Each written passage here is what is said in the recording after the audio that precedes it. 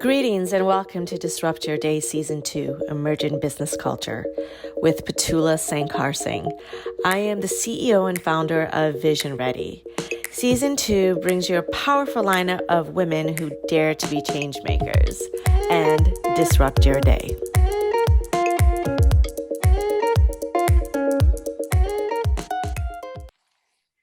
Hello and welcome everyone to Disrupt Your Day Season 2, Emerging Business Culture. We are very honored and excited today to have Liz join us. Liz's background is she's been in the public sector for over 15 years. She's kind of a guru on government contracts. So she's going to share some insights in obtaining government contracts for diverse companies, any challenges that needs to, bring awareness to any disparities, and the good, bad, and ugly about it, right?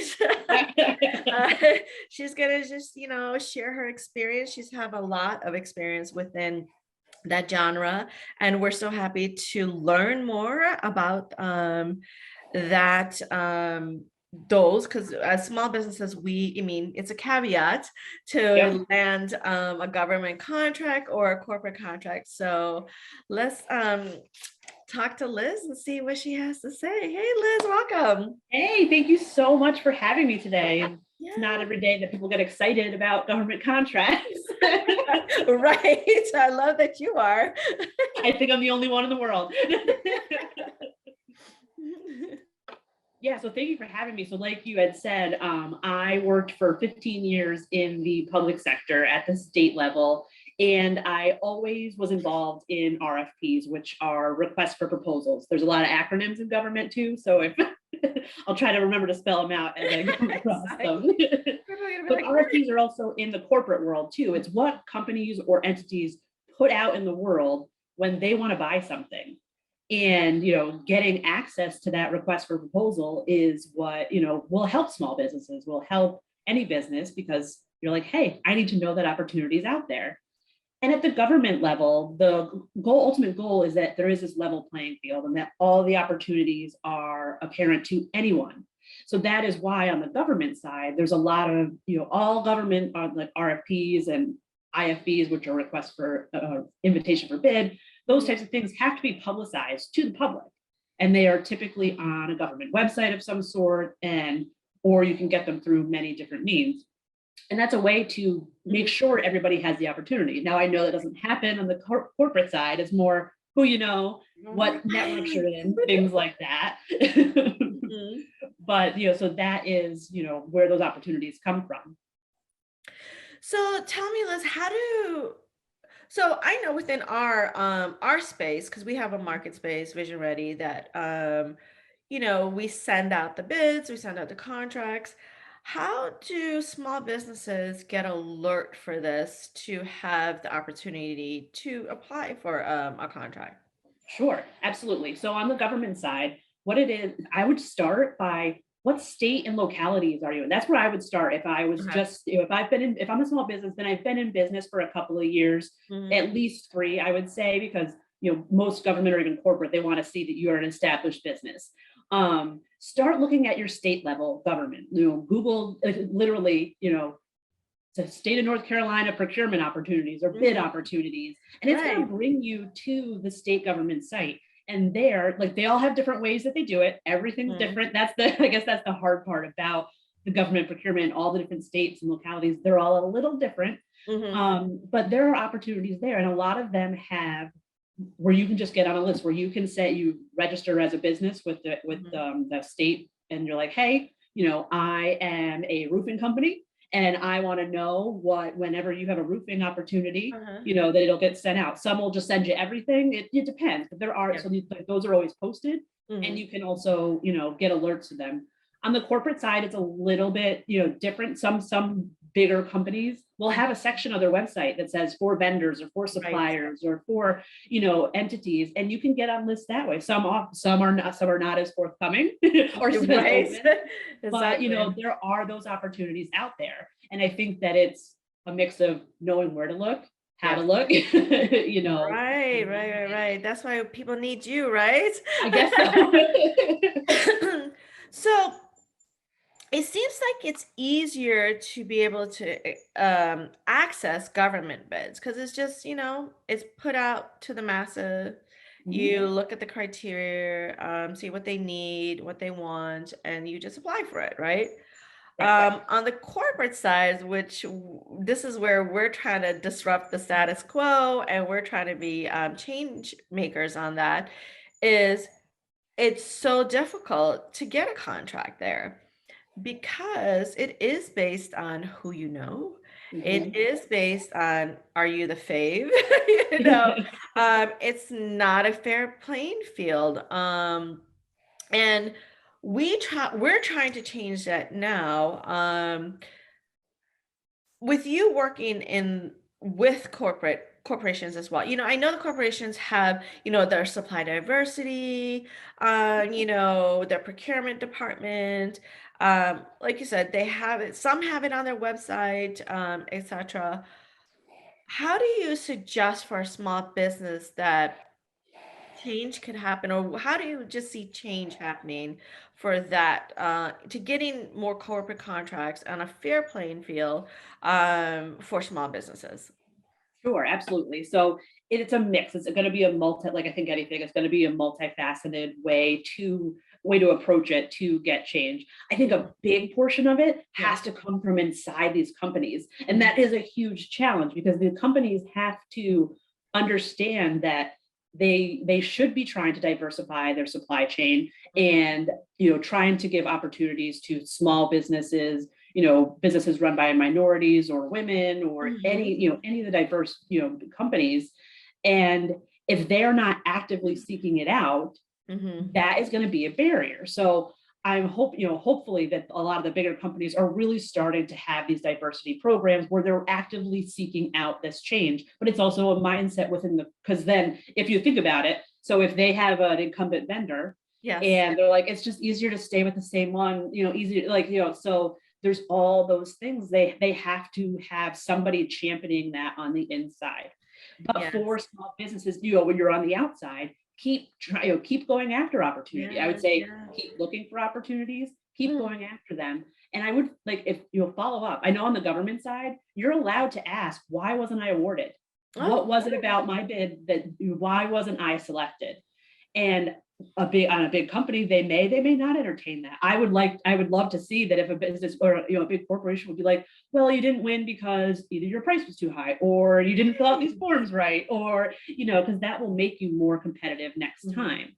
And if there's any way for you to network with these big companies, so if the companies are doing any events and there are ways for you to network or at least get on their radar, there is that, that would be a way too. None of this is easy. That's the part that tells you that none of it's easy.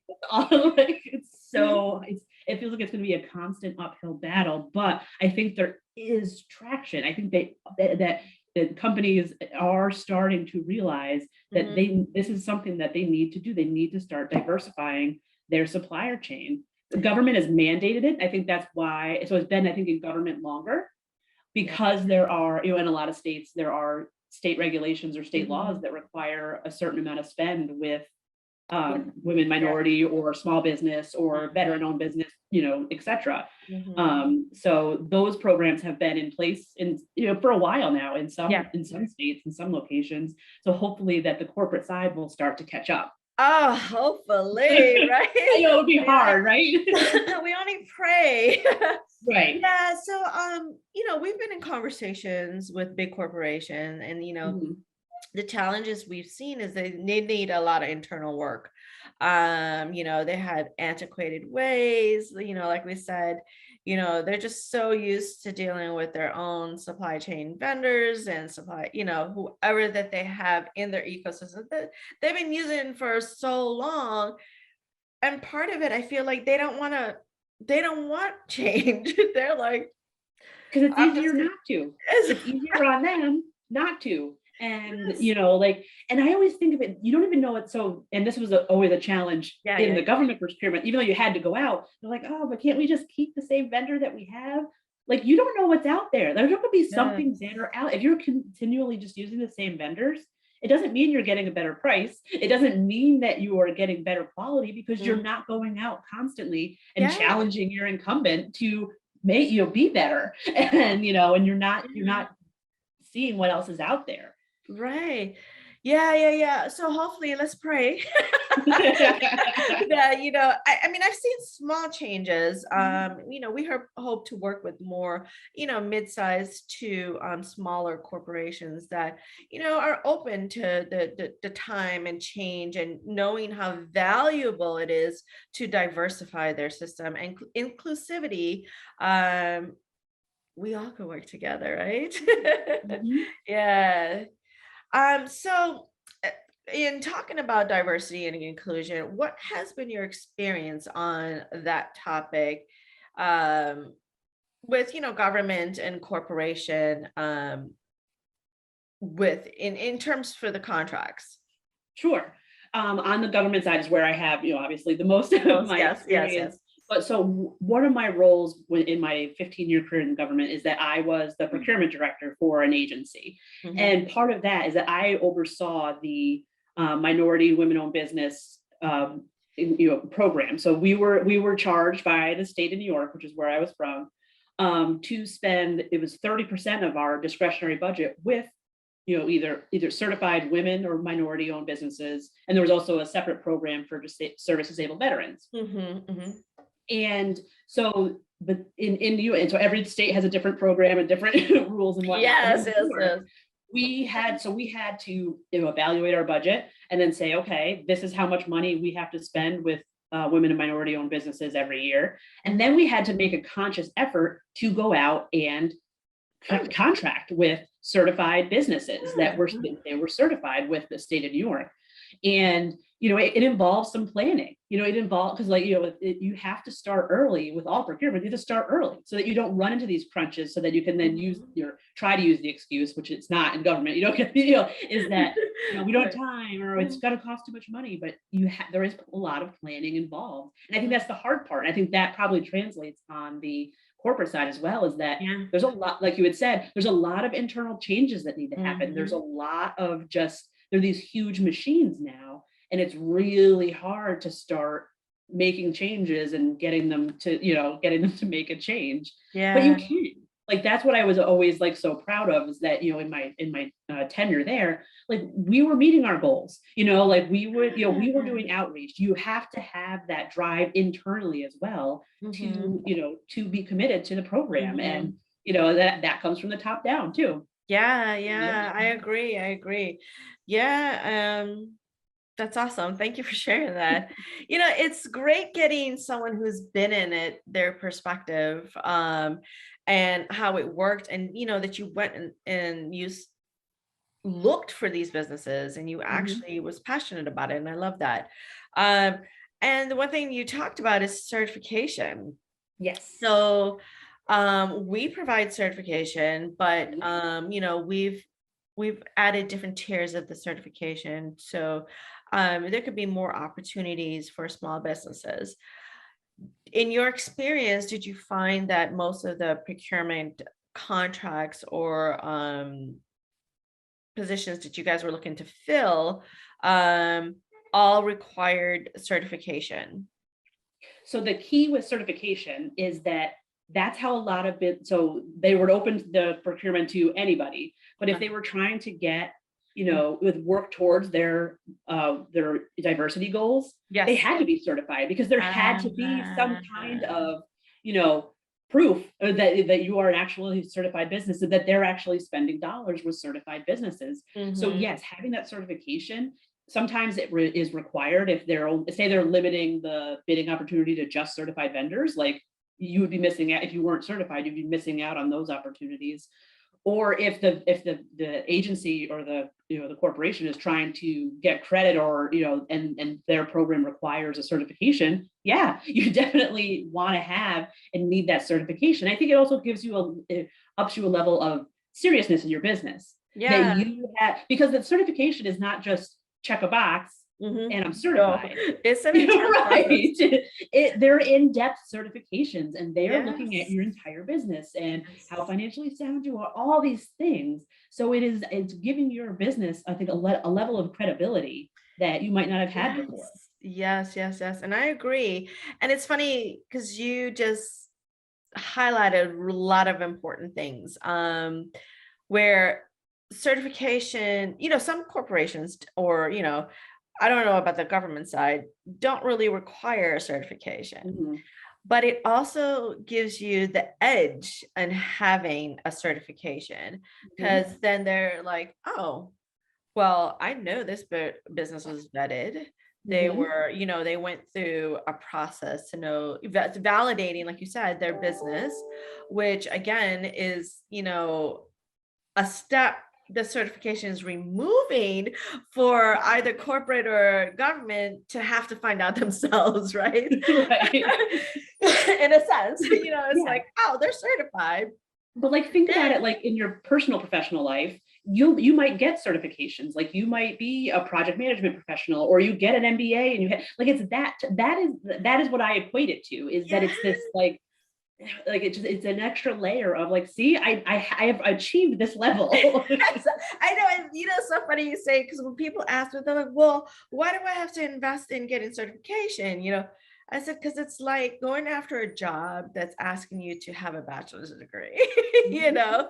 I mean, you have to have that, that diploma, that certification, Right. or like you And what said, if it came project. down to two? What if it came down to two businesses, and one was certified, and all things else being equal, but one was certified, one wasn't? And Yes, like, if that was the only deciding factor, I'd be like, well, they've been vetted. You know what I mean? Like, I yes, could see businesses being like, well, that has a more, it's not always the case, but you could see that, being like, if someone else had a certification versus this candidate didn't, they have a leg yeah. up.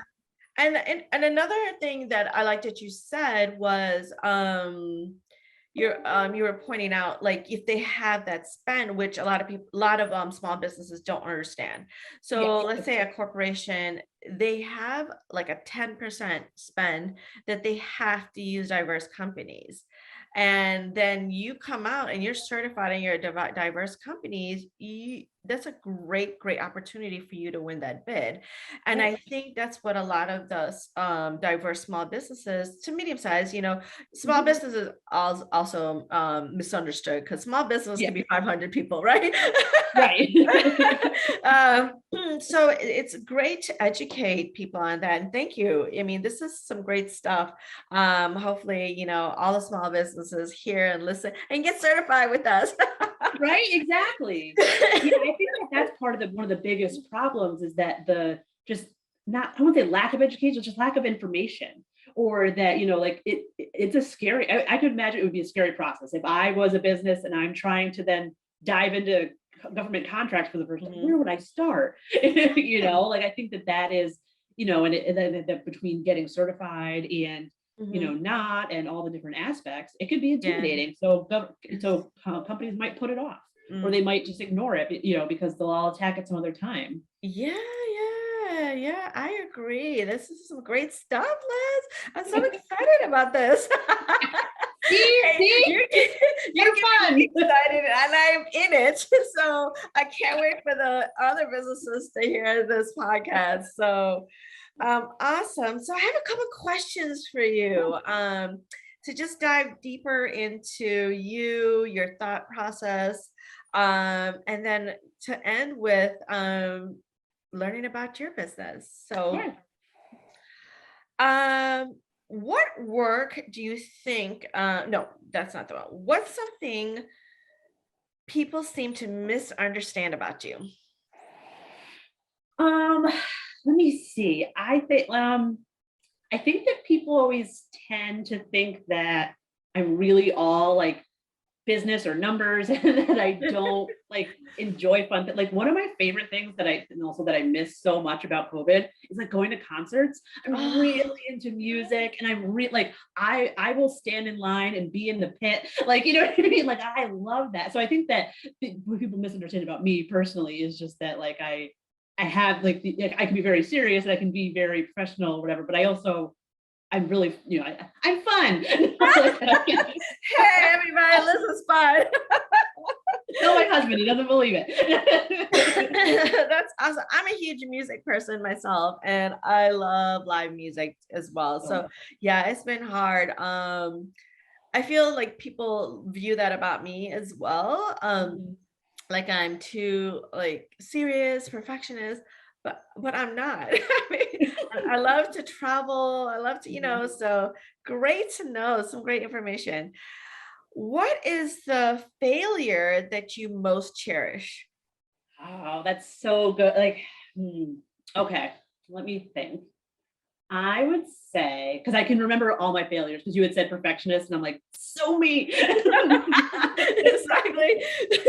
Like I remember all my failures, like any of the, like I would have to purposely, I'm getting off on a tangent, purposely like save my kudos and save my things to go back to, because I don't always remember those. It's the failures that I do remember. I would have to say, I'm going to go back to my time when I was the procurement director. I was doing, so on the government side, I'm the one putting out the RFP. I'm the one saying my agency wants this service. And it was the first one that I was doing all by myself. So like I was, it wasn't my director was like, oh, you've got it, start to finish. And we'd gone through the process, and there were just a lot of errors in the process. It ended up being bad. Like the evaluations came back, and it was a huge mess. And I knew I couldn't, in good faith, award it to anybody. And I couldn't, like, it wasn't fair to the vendors. It wasn't fair to anything. And so I had to decide that we had to cancel it and pull it back. And I cried. I shut my office door and I cried. But then, because I felt like I had failed, it was so, but from there, I was like, okay, once I, got myself together, I'm like, what are the vendors going to want to know? They're going to want to know why we canceled, what's changing, is their information protected because of FOIL laws and stuff like that. My bosses are going to be like, how did this happen? What's going to change? All those types of things. And, the executive sponsors would be like, what is this going to do to the timeline? All that. So and from there, I had this whole moment of such low, but we changed processes from there. And we're like, how did this happen? Let's not let it happen again. And we put training in place, and we put different processes in place. And, we had open conversations with the vendors, like, we're going to send your bids back. They won't be our, that type of thing. Yeah. So that, so it was a huge low, but I learned, it ended up, I think, being a real huge boost in my confidence because of the growth we had afterwards and the changes that we had. And, so even I was scared and I cried. I did. I'll admit it. Hey, but that's a great learning experience. But it's also a great way to show that, make the changes, like, just get back up. The world didn't end. I think that's what I always fear, is that with any failure and admitting it, that the world's going to end. It rarely does. I feel like failure is a good thing, just get back up and keep going, So thank you for sharing that. That was awesome. So if you could go back 5 years in your life, okay, what advice would you give yourself? I would say, and it's my motto for this year, stop hiding. That is I usually do a motto every year as like something to live instead of like New Year's resolutions. And this year it's be brave, stop hiding. Because I think that when I get nervous and I get scared of the perfectionism and I get scared of all that, then I hide. And I don't want to put myself out there, and I don't want to try, or I don't want to make a change, all those types of things. So if I could go back 5 years and say, don't hide, don't, like, keep going, because it's scary to put yourself out there. Yeah. Funny enough, my team, because I was trying to be that behind the scenes CEO. Yeah. And they were like, no. They've been in the last year, so I feel you. They've been making me put myself out there. So hence the podcast. Right? Hence signing up for interviews. Yeah, you know what I mean? Like, Yeah. Well, that is a great motto to live by. I love it for 2022. Perfect. So let's tell us about your what you're doing now and your business and all the great stuff that's happening in your life. yeah. So I, like I said, I worked in government for 15 years, but then I started my own business when my family and I moved from New York to North Carolina. Mhm. And so and in that journey, I found that businesses needed help with RFPs and government procurement. Like it was so like great to me because I'm like, oh, I'm like, I love this stuff. It truly lights me up. This is so weird. I know. I love that you love it. But then as I started finding businesses, they're like, I need help with an RFP. I'm like, oh, I can. I love them. I legitimately, so I would always say, to my colleagues, RFPs are fun. And like eventually I would like win some of them over. So that's when I started offering this service as part of my business. It says RFPs are fun is what I started calling it recently. I love it. And I am helping businesses find and bid on government projects. So, whether it's just trying to find opportunities and sending them your way, or if like you have an opportunity you want to bid on and you have no idea what to do with this 200-page document in front of you, like I'll be the one going through it and being like, okay, you need this, and this, put this information together, making it be a complete package, ask what questions they should ask, how they should ask them. Those types of things to help them navigate the process because I was on that other side for 15 years, so I'm not scared of that side. Yeah, like, the questions you kind of could look at probably a contract and build and pinpoint like what's important. Yes. So there's whole sections you can skip. It's like, you're going to have to agree to all that stuff, but it's not important for responding right now. Or like I've had businesses where they're like, oh, we can't bid. It says that, we have to have like 3 years of like audited financial records. I'm like, well, why don't we ask first? Why don't we say, hey, I'm a small business. I don't have that. Would you accept this? Because you don't even know to ask some questions. And I'm just pulling from questions I know that I was asked on the other side. So like, I think that, you don't always think that you can ask, that there's even a possibility of ask. Yeah. What, if the period's still open to ask questions, ask. Exactly. Oh, this is awesome. Well, thank you so much for sharing your brilliance. I love this. And I hope a lot of the diverse small businesses get a lot of tools and suggestions from this podcast. Hope so too. Right. So did you want to say anything in closing, Liz?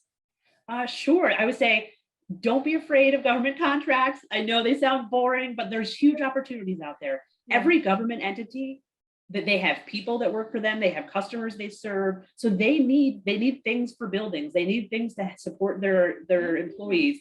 There are so many opportunities out there. You just have to start looking for them and don't be afraid to go after them. Perfect. Well, thank you everyone for hopefully you enjoying joining us today on Disrupt Your Day Season 2. Continue to follow us and support us as a small business ourselves. Information and details on Liz will be in the description where you can reach her. She has some deals. You can talk to her, for complimentary for about 30 minutes. Pick her brain. I suggest you guys use that. So again, thank you everyone, and thanks for joining us. Take care. Thank you for listening and letting us disrupt your day. Make sure and subscribe to our podcast. For the latest entrepreneur buzz, please sign up for our newsletter. The link is in the description. Remember, be the change you want to see in the world. Until next time.